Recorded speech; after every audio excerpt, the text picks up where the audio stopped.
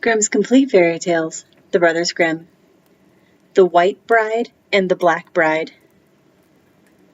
A woman was going about the countryside with her daughter and her stepdaughter when the Lord came walking towards them in the form of a poor man and asked, "Which is the way into the village?"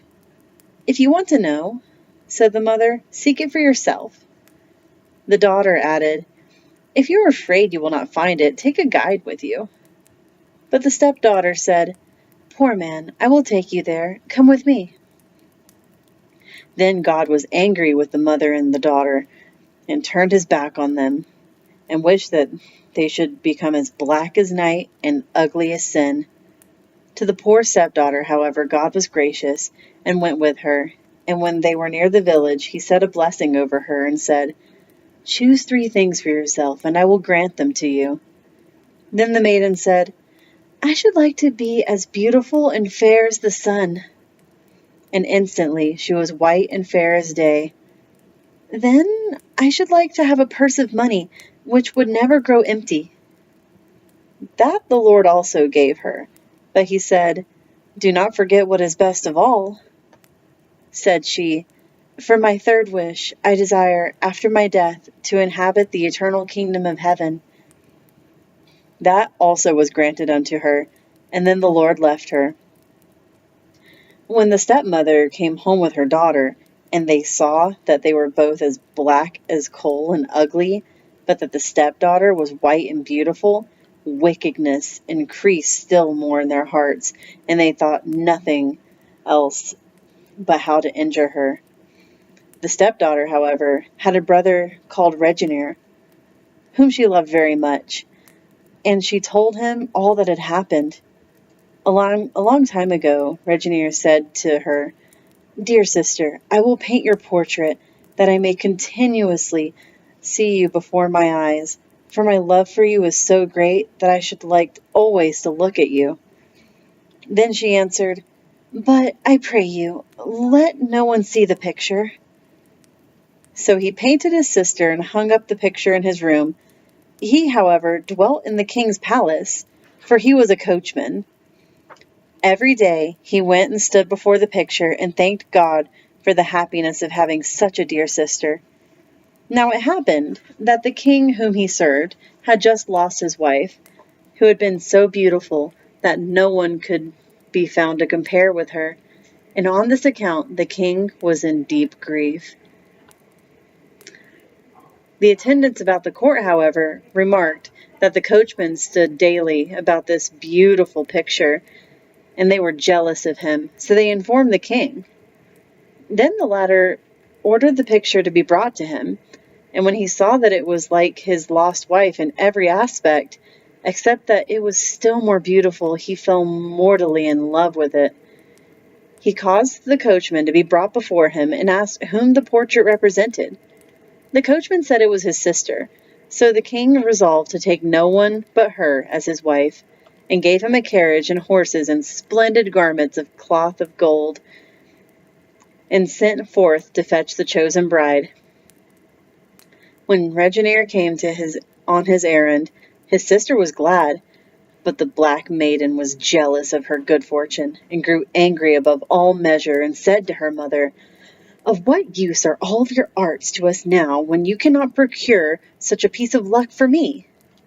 "Be quiet," said the old woman, "I will soon give it to you." And by her arts of witchcraft she so troubled the eyes of the coachman that he was half blind, and she stopped the ears of the white maiden so that she was half deaf. Then they got into the carriage, first the bride in her noble royal apparel, then the stepmother with her daughter, and Reginier sat on the box to drive. When they had been on the way for some time, the coachman cried, "Cover you well, my dear sister, that the rain may not wet you, that the wind may not load you with dust, that you may be fair and beautiful when you appear before the king." The bride asked, "What is my dear brother saying?" "Ah," said the old woman, "he says you ought to take off your golden dress and give it to your sister." Then she took it off and put it on the black maiden, who gave her in exchange for it her shabby gray gown. They drove onwards, and after a short time the brother again cried, "Cover you well, my dear sister, that the rain may not wet you, that the wind may not load you with dust, that you may be fair and beautiful when you appear before the king." The bride asked, "What is my dear brother saying?" "Ah," said the old woman, "he says that you ought to take off your golden hood and give it to your sister." So she took off the hood and put it on her sister, and sat with her own head uncovered. And they drove on farther. After a while the brother once more cried, "Cover you well, my dear sister, that the rain may not wet you, that the wind may not load you with dust, that you may be fair and beautiful when you appear before the king." The bride asked, "What is my dear brother saying?" "Ah," said the old woman, "he says you must look out of the carriage." They were, however, just on a bridge, which crossed deep water. When the bride stood up and leaned forward out of the carriage, they both pushed her out, and she fell into the middle of the water. At the same moment that she sank, a snow-white duck arose out of the mirror smooth water and swam down the river. The brother had observed nothing, and drove the carriage on until they reached the court. Then he took the black maiden to the king as his sister, and thought she was really so, because his eyes were dim, and he saw the golden garments glittering. When the king saw the boundless ugliness of the intended bride, he was very angry, and ordered the coachman to be thrown into the pit, which was full of adders and nests of snakes. The old witch, however, knew so well how to flatter the king and deceive his eyes by her arts, that he kept her and her daughter until she appeared quite endurable to him, and he really did marry her. One evening, when the black bride was sitting on the king's knee, a white duck came swimming up the gutter to the kitchen, and said to the kitchen boy, "Boy, light a fire, that I may warm my feathers." The kitchen boy did it, and lighted a fire on the hearth. Then came the duck and sat down by it, and shook herself and smoothed her feathers with her bill. While she was sitting enjoying herself, she asked, "Oh, what is my brother Reginald doing?" The scullery boy replied, "He is imprisoned in the pit with adders and snakes." Then she asked, "What is the black witch doing in the house?" The boy answered, "She is loved by the king and happy." "May God have mercy on him," said the duck, and swam forth by the sink. The next night she came again, and put the same questions to him, and the third night also. Then the kitchen boy could bear it no longer, and went to the king and discovered all to him. The king, however, wanted to see it for himself, and next evening went there, and when the duck thrust her head in through the sink, he took his sword and cut through her neck.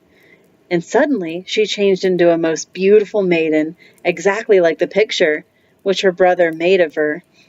The king was full of joy, and as she stood there, quite wet, he caused splendid apparel to be brought, and had her clothed in it.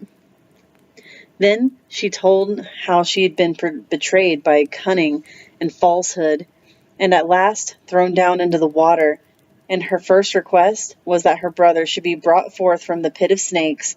And when the king had fulfilled this request, he went to the chamber where the old witch was, and asked, "What does she deserve who has done this and that?" and related what had happened. Then she was so blinded that she was aware of nothing, and said, "She deserves to be stripped naked and put into a barrel with nails, and that a horse should be harnessed to the barrel, and the horse sent all over the world." All of which was done to her and to her black daughter. But the king married the white and beautiful bride, and rewarded her faithful brother, and made him a rich and distinguished man.